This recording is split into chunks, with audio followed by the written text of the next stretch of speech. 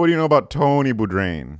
What do I know about Tony Bourdain? He did food. He did cigs. He did vodka. He did if you go to Vietnam, you gotta have a beer. And if you're just a regular white person, you're a piece of shit. Well, I don't think he said that, but he's also a master of the the Coles band T-shirt section. AC/DC, Rolling Weezer, Black Stones. Sabbath, fucking Pink Floyd, Dark Side of the Moon. He had them all. Anthony Bourdain inspired a lot of middle-aged men to get involved in a field that they had no business being in. I get that vibe too. Yeah. Well, let me tell you something. I have no reservations about wishing a very happy birthday to the late, great Anthony Bourdain.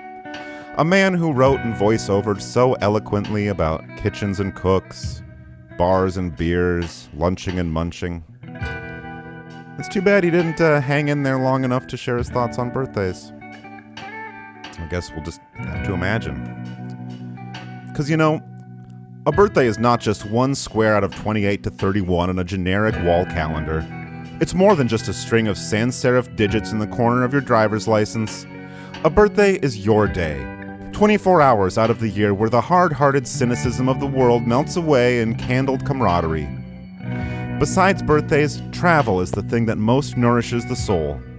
But not everyone is fortunate enough to make the journey to a Parisian sidewalk savoring a platter of beef bourguignon, or to scarf down raw seal with an Inuit family in Nunavut, or to feast on a steaming bowl of stinky noodles with President Obama in a Vietnamese hole in the wall.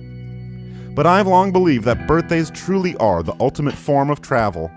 One full rotation around the sun on this big blue ball we call Earth. Most of us jolly good fellows won't travel the globe, but will travel around the sun, marking the occasion with a humble paper cone strapped to our heads, indulging in a rich slice of store-bought birthday cake.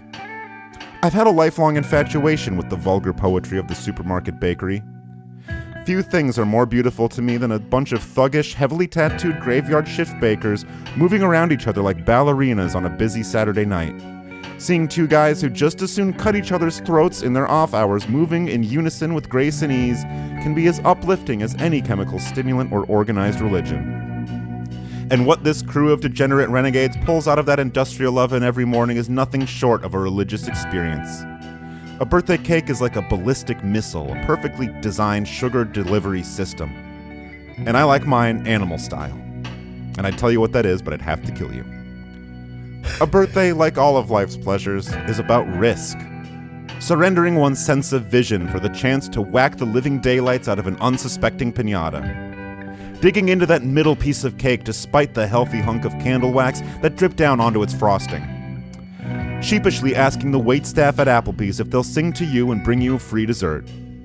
And sitting in that Applebee's, being serenaded off-key by minimum wage earning high schoolers, knowing that once you've downed your free cake shooters, you'll be in your bedroom, enjoying your annual one-night-only pass for butt stuff with your soon-to-be ex-girlfriend. Perhaps that's as close as we can get to true enlightenment.